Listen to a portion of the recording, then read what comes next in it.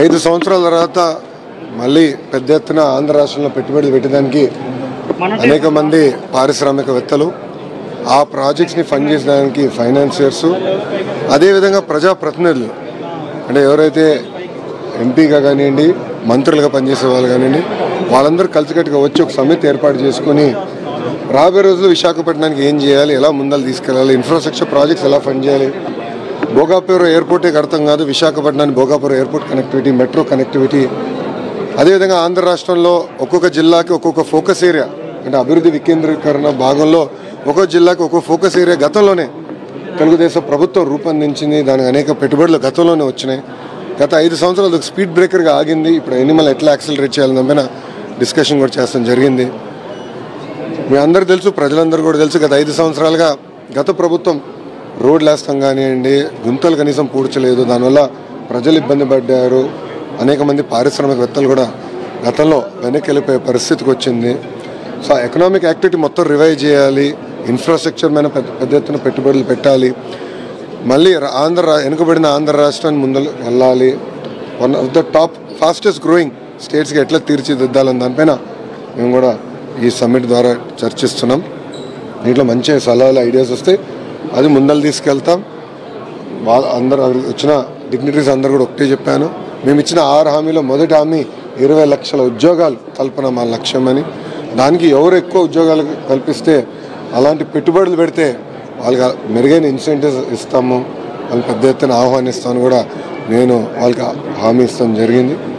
ఇంకా విశాఖపట్నం విషయంలో నేను చాలా స్పష్టంగా చెప్పా, ఇది మన ఐటీ డెస్టినేషన్ అని. గతంలో అనేక డేటా సెంటర్ సంస్థలతో మనం ఒప్పందాలు కూడా కుదుర్చుకున్నాం, కానీ గత ప్రభుత్వం అవన్నీ పక్కన పెట్టేసిన ఒక్క కంపెనీ కూడా సరిగా సీడ్ అవ్వలేదు. రాబోయే రోజుల్లో మీరే చూస్తారు, పెద్ద పెద్ద అనౌన్స్మెంట్స్ విశాఖపట్నానికి రాబోతున్నాయి.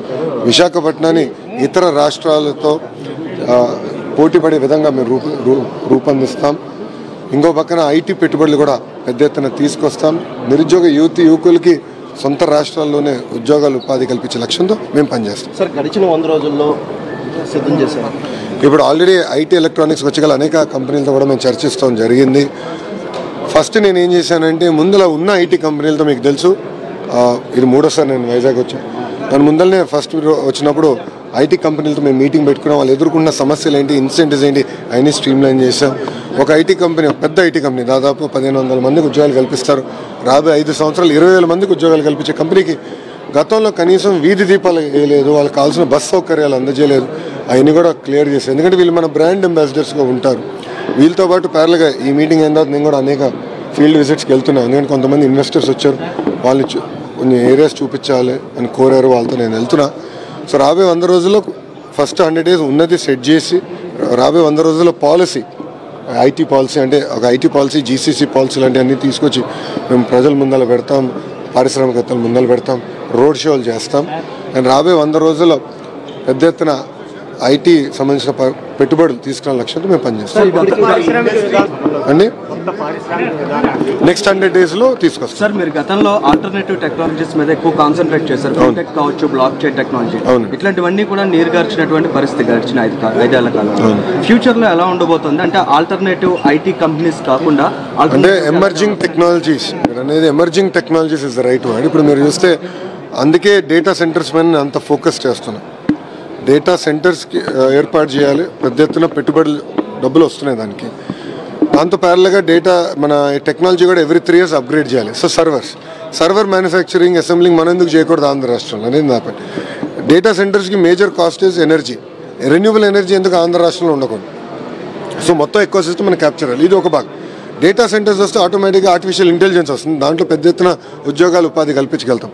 గతంలో ఒక సంస్థతో ఒప్పందం కుదుర్చుకున్నాం, దాదాపు 1,00,000 కోట్ల పెట్టుబడి, వాళ్ళకి భూమి కూడా నీట్గా చేసి వాళ్ళకి అందించాం, శంకుస్థాపన వేసాం. బట్ ప్రభుత్వాలు మారిన తర్వాత వాళ్ళని కూడా పంపించే పరిస్థితికి వచ్చారు. సో వాళ్ళందరితో నేను మీటింగ్ పెట్టుకున్నాను, తొందరలోనే వాళ్ళతో ముందరికి వెళ్తాం, వాళ్ళు డిస్కస్ చేసి భవిష్యత్ కార్యాచరణ మేము ప్రకటిస్తాం. అవన్నీ నేను సిస్టమేటిక్గా క్లియర్ చేస్తాను. అందుకనే మొదటి 100 రోజులు ఉన్న ఐటీ కంపెనీలతో మీటింగ్లు పెట్టుకుని వాళ్ళు ఎదుర్కొన్న ఇబ్బందులు ఏంటి, పెండింగ్ ఇన్సెంటివ్స్ ఏమేమి ఉన్నాయి, గత ప్రభుత్వం అసలు అప్లోడ్ కూడా చేయలేదు. సో అన్ని సమస్యలని అవన్నీ క్లీనప్ చేస్తున్నాం. బట్ డెఫినెట్లీ ఒక స్ట్రీమ్ లైన్ గ్రీన్ ఛానల్లో ఇన్సెంటివ్స్ అందజేసే బాధ్యత మేము తీసుకుంటాం.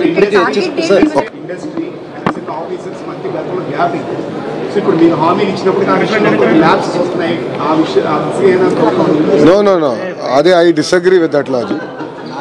నేను చాలా స్పష్టంగా ఇండస్ట్రీకి మా ఆఫీస్కి కనెక్ట్ చేసి మంత్రిగా నేను ఆ వాట్సాప్ గ్రూప్లో ఉంటున్నాను నంబర్ 1. రెండోది మన విజయవాడలో జరిగిన సిఐ సమిట్లో కన్సల్టేటివ్ ఫారం ఏర్పాటు చేస్తే బాగుంటుందని వాళ్ళు కోరారు. దాన్ని వాళ్ళు హామీ ఇచ్చే వారం రోజుల్లో జియో ఇష్యూ చేస్తానని. అది ఆల్రెడీ సిఎస్ గారి టేబుల్ పైకి వచ్చింది. తొందరలో మంత్రులు కూడా వస్తుంది. అది మేము తొందరలో ఆ కన్సల్టేటివ్ ఫారం కూడా క్రియేట్ చేస్తాం. 2 నెలలకు ఒకసారి మేము కూర్చుంటాం. వాళ్ళు ఎదుర్కొన్న సమస్యలు ఏంటి అంటే అర్జెంట్ ఉంటే రియల్ టైం చేస్తాం. 2 నెలల్లో కూర్చోగలిగిన ఉంటే will discuss and solve this issues. No sir, no comment. కొన్ని మేము చెప్పలేదు స్వామి. అట్లా కదమ్మా, అట్లా కాదు. కొన్ని ఇప్పుడు కొంతమంది పెట్టుబడులు పెట్టడానికి ఆంధ్ర రాష్ట్రాన్ని ఇవాల్యుయేట్ చేస్తున్నాం. మేము నాన్ డిస్క్లోజర్ అగ్రిమెంట్స్ సైన్ చేసాం, ఎన్డీఎస్ సైన్ చేసాం. సో ఆ కంపెనీల పేర్లు ఏంటి వాళ్ళని నేను డిస్క్లోజ్ చేయకూడదు. మీరు మా వెనకాల రాకూడదు. కొంచెం అనౌన్స్మెంట్ చేస్తాను. టైం వచ్చినప్పుడు అనౌన్స్మెంట్స్ చేస్తాను. అంటే హెచ్ఎస్బీసీ కానీ ఐబీఎం లాంటి కంపెనీలు ఇప్పటికి వెళ్ళిపోవడం జరిగింది. వాళ్ళతో మళ్ళీ చర్చించండి, రప్పించడం కానీ కొత్త కంపెనీల మీద ఫోకస్ కానీ. ఆల్రెడీ మీరు చూస్తే గత 5 సంవత్సరాలు ఒక విధ్వంసం జరిగింది. ఎకనామిక్ డెవలప్మెంట్ బోర్డు లాంటి సంస్థని నిర్వీర్యం చేశారు. First of all economic development బోర్డుని రివైవ్ చేస్తున్నాం. మళ్ళీ ఇండస్ట్రీని తీసుకెళ్ళి జిఏడీలో పెట్టాం. ఎకనామిక్ డెవలప్మెంట్ బోర్డు కావాల్సిన టీం అంతా మళ్ళీ రీబిల్డ్ చేస్తున్నాం. గతంలో మన టీమే తెలంగాణ, తమిళనాడు, కర్ణాటకకి వెళ్ళి అక్కడ పెట్టుబడులు పట్టుకెళ్ళారు. ఇదే టీం అంటే మొత్తం వీలే అన్నాం. బట్ 20% ఆ టీంలో మనోళ్ళే ఉన్నాయి. గతంలో ఈడీబీలో చేసినారు. సో మొత్తం రివైవ్ చేస్తున్నాం. మొత్తం ఎకో సిస్టమ్ రివైవ్ చేయాలి. పెండింగ్ ఇన్సెంటివ్స్ చాలా ఉన్నాయి. అవన్నీ ఒక పద్ధతి ప్రకారం తీసుకుంటూ వెళ్ళాలి. ఇది కొంచెం జర్నీ బిల్డప్ చేయాల్సిన అవసరం. సిస్టమేటిక్ వెళ్ళాలి. ఒకే రోజులో అందరి సమస్యలు నేను పరిష్కరించలేము. సో పద్ధతి ప్రకారం నేను చేయాలి. ఆ దిశగా మేము పనిచేస్తున్నాం.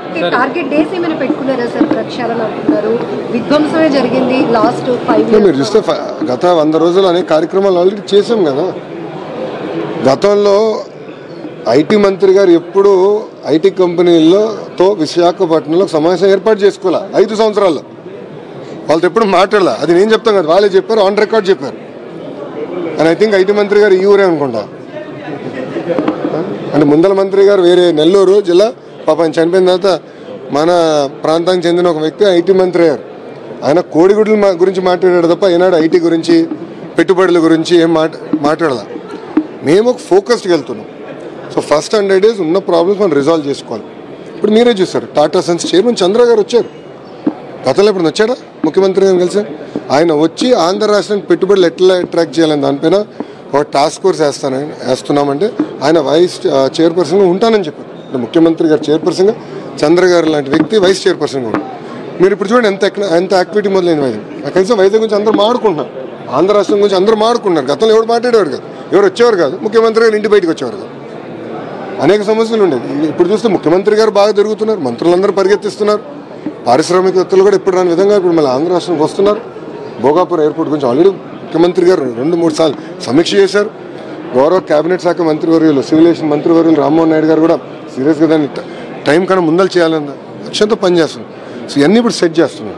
గత వైసీపీ హయాంలో ఐటీ మినిస్టర్గా గుడివాడ అమర్నాథ్ గారు, ఆయన ఐటీ హబ్గా కూడా ఇక్కడ కొన్ని ప్లేసులు పరిశీలించాం.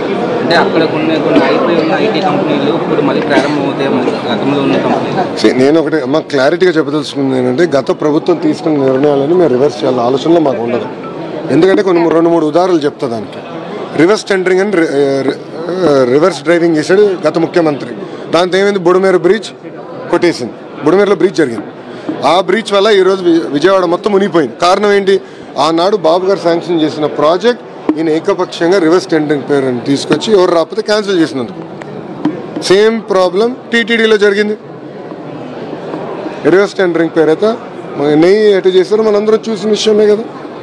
సో ముఖ్యమంత్రి అన్న వ్యక్తి కొంచెం ఆలోచించి, అనుభవం ఉన్న వ్యక్తి అవసరం, కొంచెం ఆలోచించి సరైన నిర్ణయాలు తీసుకున్న వ్యక్తి అవసరం.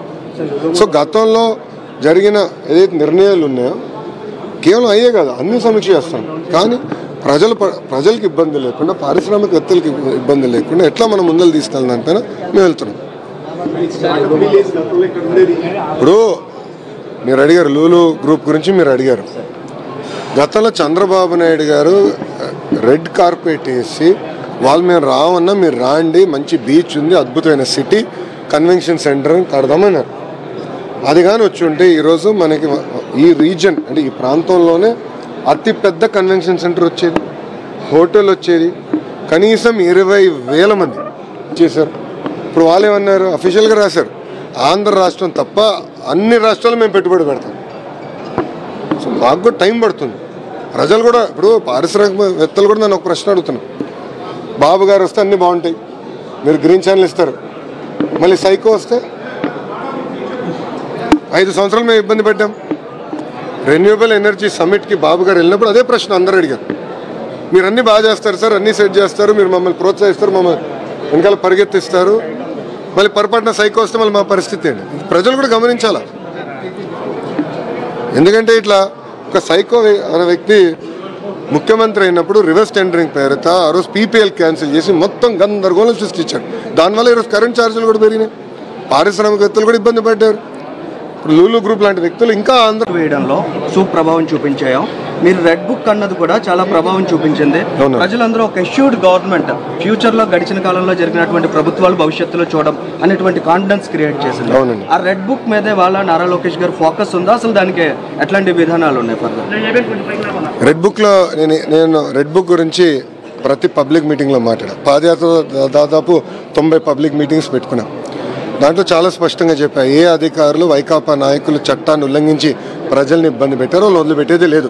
వాళ్ళు ఎక్కడ వదిలిపెట్టా, నేను ఆల్రెడీ పనులు చేస్తున్నాం, యాక్షన్ జరిగింది, చాలామంది పోస్టింగ్లు రాలా, కొంతమంది మీద కేసులు కూడా పడినాయి, తొందరలో చాలామంది సస్పెండ్ కాబోతున్నారు, యాక్షన్ జరుగుతుంది. బట్ న్యాయబద్ధంగా చేస్తాం, వాళ్ళలాగా హడావుడిగా దొంగ కేసులు బంజాయించి పట్టుకెళ్ళాం. మేము సిస్టమేటిక్గా వెళ్తాం. We'll take it as part of court of లాలో మేము పద్ధతి ప్రకారం చేస్తాం, అంతేగాని అడ్డగోలుగా నేను చేయను. అది క్లారిటీ. ఇప్పుడు మేము ఎవరం పరదాలు కట్టుకుని రావట్లా, గౌరవ ముఖ్యమంత్రి గారు వస్తే చెట్లు వైజాగ్లో చెట్లు ఎవరు నరకట్లా. మీరు గమనించండి, గత ముఖ్యమంత్రి గారు వచ్చినప్పుడు అప్పుడున్న భద్రతా సిబ్బందికి ఇప్పుడు చంద్రబాబు నాయుడు గారు వచ్చినప్పుడు ఎలా ఉంది భద్రత? ఆల్మోస్ట్ 80% తగ్గించాం, ఇంకా తగ్గించమండి. మంత్రిగా నేను వచ్చినప్పుడు డిఎస్పీ గారిని పిలిచి దయచేసి మీరు లా అండ్ ఆర్డర్ డ్యూటీకి వెళ్ళండి సార్, బందోబస్తు అవసరం లేదు నేను చెప్పాను. ట్రాఫిక్ ఆపుతున్నారంటే నేను సిపి గారు ఫోన్ చేసి, సార్ దయచేసి ట్రాఫిక్ ఎవరి కోసం ఆపద్దండి, అది ముఖ్యమంత్రి గారు క్లియర్గా మాకు డైరెక్షన్ ఇస్తారు, ఎవరి కోసం ఆపద్దని కూడా చెప్పాను. సో ప్రజలకు అందుబాటులో ఉంటాం, ప్రజల సమస్యలు తెలుసుకుంటాం, మాకు ఎవరితో భయం లేదు, ఒకరు ప్రజలకు ఇబ్బంది ఉన్నట్టు తెలుసుకుంటాం, అది మాకున్న చిత్తశుద్ధి. విశాఖ ఉక్కు ఆంధ్రుల హక్కు అనే నినాదంతో స్టీల్ ప్లాంట్ మనకి వచ్చింది గతంలో, కరెక్ట్. విశాఖ ఉక్కు ప్రైవేటీకరణ జరగకూడదని పెద్ద ఎత్తున గతంలో మాట్లాడింది లోకేష్. ఇది నేను పాదయాత్ర ప్రారంభించి ముందర కూడా నేను మాట్లాడా. గత ప్రభుత్వం ఈనాడు విశాఖ ఉక్కు గురించి పట్టించుకోలే, వాళ్ళకి కావాల్సిన ఇన్సెంటివ్స్ ఈనాడు గత ప్రభుత్వం ఇవ్వలే. మేము మాట్లాడుతున్నాం, మైనింగ్ కూడా క్యాన్సిల్ చేశారు. చంద్రబాబు నాయుడు గారు స్వయంగా కేంద్రంలో ఆర్థిక శాఖ మంత్రి గారితో మాట్లాడారు, స్టీల్ మంత్రి గారితో మాట్లాడారు, ఎంపీలందరూ కూడా స్టీల్ మినిస్టర్ దగ్గరికి వెళ్ళారు, చర్చలు జరుపుతున్నారు. అసలు ప్రైవేటీకరణ అన్న పేరు డిస్కషనే లేదు, కానీ రోజు ట్వీట్లు పెడతారు వైకాపాలు, అదేంటో నాకు అర్థం అవ్వదు. అరే వాళ్ళకి ఇంకా బుద్ధి రాలా. విశాఖ ప్రజలు ఇంత తీర్పు వచ్చినా ఎందుకు దుష్ప్రచారం చేస్తున్నారు? ఎవరైనా మాట్లాడారా ప్రైవేటీకరణ గురించి? ఎప్పుడు ఎవరైనా చెప్పారా? మా రాష్ట్ర అధ్యక్షుల వారు పల్లా శ్రీనివాస్ గారు చాలా స్పష్టంగా విశాఖ ఉక్కుని ప్రైవేటీకరణ జరగనీయము అని చెప్పారు. మళ్ళీ ఎందుకు వాళ్ళు దుష్ప్రచారం చేస్తున్నారు? దయచేసి ఈ ప్రశ్న వాళ్ళని అడగండి. నేను జగన్మోహన్ రెడ్డి గారు ఎప్పుడైనా దొరికితే ఒక్క నిమిషం, జగన్మోహన్ రెడ్డి గారు ఎప్పుడైనా దొరికితే ఆయన కూడా అడగండి. మీరు ఏంటమ్మా? అక్టోబర్ 2న ప్రజా ఉద్యమానికి ప్రజా సంఘాలు పిలుపునిస్తున్నారు. అంటే గవర్నమెంట్ నుంచి ఒక అష్యూరెన్స్ అనేది ఆల్రెడీ చంద్రబాబు నాయుడు గారే అష్యూరెన్స్ ఇచ్చారండి. ప్రతి ప్రెస్ మీట్లో చంద్రబాబు నాయుడు గారే అంటే గౌరవ ముఖ్యమంత్రి గారు చాలా స్పష్టంగా విశాఖ ఉక్కుని మేము ప్రైవేటీకరణ జరగనీయము అని చెప్పారు. ఇంకేం అష్యూరెన్స్ కావాలి? మళ్ళీ 500 కోట్లు కేంద్ర ప్రభుత్వం చంద్రబాబు నాయుడు గారు మాట్లాడిన తర్వాత కేంద్ర ప్రభుత్వం 500 కోట్లు గ్రాంట్ ఇచ్చారు. ఇంకా చేయాలి. గత 5 ఏళ్ళలో ₹1 రాలా. మేము అన్నీ చేస్తున్నాం, ఇంకా చేస్తాం, దాంట్లో డౌట్ లేదు. సార్ వైసీపీ వాళ్ళు టీటీడీ నిధికి సంబంధించి సిబిఐ ఎంక్వైరీ డిమాండ్ చేస్తుంటే కూటమి ప్రభుత్వం ఎంతో అన్ని చర్చించాం. దాని తర్వాతనే స్పెషల్ ఇన్వెస్టిగేషన్ టీం వేసాం. అయ్యా నేను ఒకటి అడుగుతా, వైకాపాలకి సిబిఐ అంత ప్రేమ ఉంటే బాబాయ్ హత్యలు ఎందుకు సిబిఐ ఎంక్వైరీ లేదు? జగన్ సునీత గారు అడిగారు కదా, సిబిఐ ఎంక్వైరీ చేయండి అమ్మ, బాబాయ్ని ఎవరు చంపేశారో తెలిపోతుందని అన్నారు. మళ్ళీ ఆయన ఎందుకు వెళ్ళా? మళ్ళీ సిబిఐ కోర్టుకి వెళ్ళకుండా ఎందుకు ఎగ్గొడుతున్నాడు జగన్? నెంబర్ 2, తిరుమలలో ఛాలెంజ్ చేశారు వైవి సుబ్బారెడ్డి గారు, మీరు తిరుమలకు రండి, ప్రతిజ్ఞ తీసుకోండి. నేను వస్తానని చెప్పాను. నేను దాని తర్వాత తిరుపతికి వెళ్ళా. నేను ఛాలెంజ్ చేసి ఇక్కడ 24 గంటలు ఉంటాను సార్, మీరు రండి, నేను ఇక్కడ ఉన్నా ఛాలెంజ్ చేస్తాను. మళ్ళీ ఎందుకు రాలేదు వాళ్ళు? మీరు చూసారా, కేఎంఎఫ్కి టెండర్ అలా డాక్యుమెంట్స్ క్లియర్గా ఉన్నాయి. రివర్స్ టెండర్లో మేము పార్టిసిపేట్ చేయము అని చెప్తున్నాం. మార్కెట్లో ₹X నెయ్యి ఉంటే దానికన్నా దాదాపు 40% తక్కువ ధరతో ఒక నెయ్యి సప్లై చేశాను. దాని అర్థం ఏంటండి? మీడియా మిత్రులే నాకు చెప్పండి. ఆయన అది కప్పుచ్చుకోవడానికి ప్రయత్నిస్తున్నారు. అది చాలా చాలా బాధాకరం. ఇప్పుడు మీరు ప్రభుత్వంలో ఉన్నారు కదా, సిబిఐ ఎంక్వైరీ మీరు ఎక్స్ప్లెయిన్ సిట్టేస్తున్నాం కదా, అన్ని బయటకు రానియండి, వివరాలన్నీ ఉంది. ఇప్పుడు ఆల్రెడీ డాక్యుమెంట్స్ మేము ముందలు పెట్టారు, రిపోర్ట్స్ ముందలు పెట్టా, టెండరింగ్ ప్రాసెస్ ముందలు పెట్టా. గతంలో 250 కోట్ల టర్న్ ఓవర్ మినిమం ఉంటేనే నెయ్యి సప్లై చేయాలన్నారు. అది 150 కోట్లు చేసింది ఎవరు? వైకాపానే ప్రభుత్వం. వాళ్ళ అధికారులు ఉన్నప్పుడే కదా, వాళ్ళ చైర్పర్సనే కదా తగ్గించింది. ఇవన్నీ తగ్గించారు కనుక నాణ్యత లేకుండా పోయింది. ఈరోజు ప్రజల మనోభావాలు దెబ్బతిన్నాయి. అది దయచేసి మనందరూ అర్థం చేసుకోండి. రాజకీయంగా చేయాల్సింది, ప్రజల మనోభావాలు దెబ్బతిన్నాయి.